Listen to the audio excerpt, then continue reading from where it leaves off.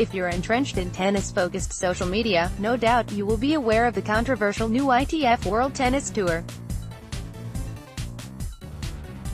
For those not, welcome to a world of mass confusion and confrontation between the International Tennis Federation, ITF, the governing body responsible for lower-ranked tour events that feed into the elite men's and women's tours, and players who have seen dramatic changes forced upon them with regards to how they go about their daily lives.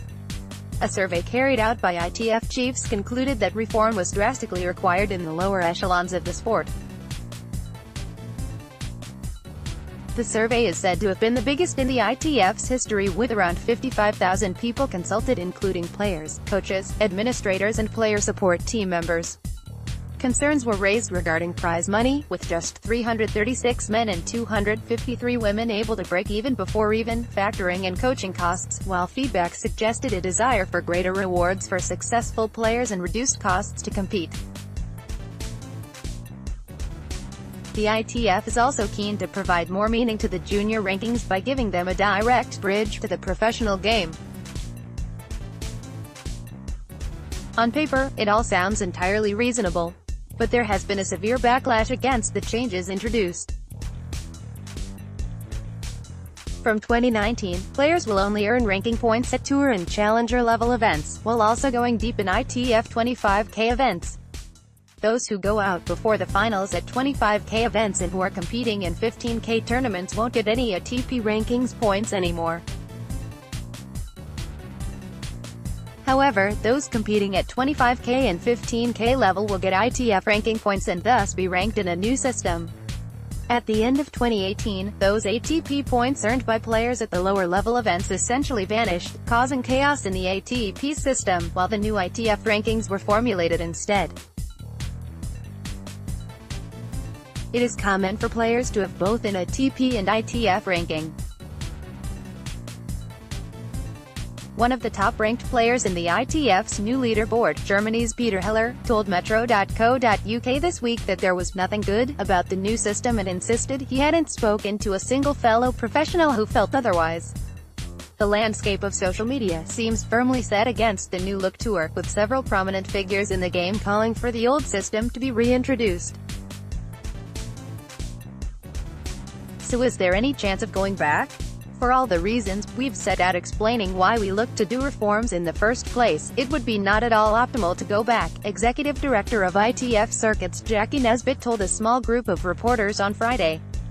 I don't want to get to a situation where we have huge amounts of prize money but we're delivering so poorly for players.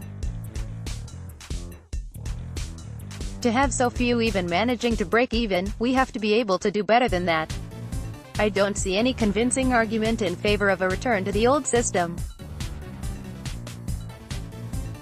The new system has to deliver better for players. If there are changes that need to be made, they will become fairly obvious fairly quickly. As we said from the beginning, and I think the ATP and WTA are of the same mind, if it's apparent that change is needed, the three organizations will be kicked out. A petition campaigning against the ITF World Tennis Tour, created by 22-year-old Canadian player Maria Petrescu, has gathered more than 11,500 signatures. It's a sizable number considering the focus of angst is aimed towards what is essentially third-tier tennis, but the ITF is unmoved by the outpouring of concern. The petition is what it is, Nesbitt added. It's not unwelcome because while a lot of our changes will be directed by data evidence, it can't be based as a cold structure on data evidence alone. We have to listen to the players. They have a voice in all of this. If they're not happy, we have to take due care and attention, but, you know, we want to make sure that the feedback we're getting is based on properly informed opinion. Maria is entitled to start a petition. She's done it. A lot of people have signed up. There is a certain amount of misinformation in the petition. We will seek to put the correct information out there if people still feel the same. Why would we not? As part of the new regime, qualifying was significantly cut tour-wide, but tournaments have the option to offer pre-qualifying events should they wish. However, a worrying pattern has emerged, with certain tournaments only offering spots in pre-qualifying to those who stay in official media hotels, which may be at a greater cost to players. Considering the ITF's whole ethos at the beginning of the process was to reduce costs, this practice hasn't exactly sat well with players and coaches alike who have submitted complaints to the governing body. What we like about pre-qualifying is it's merit-based, Nesbitt added.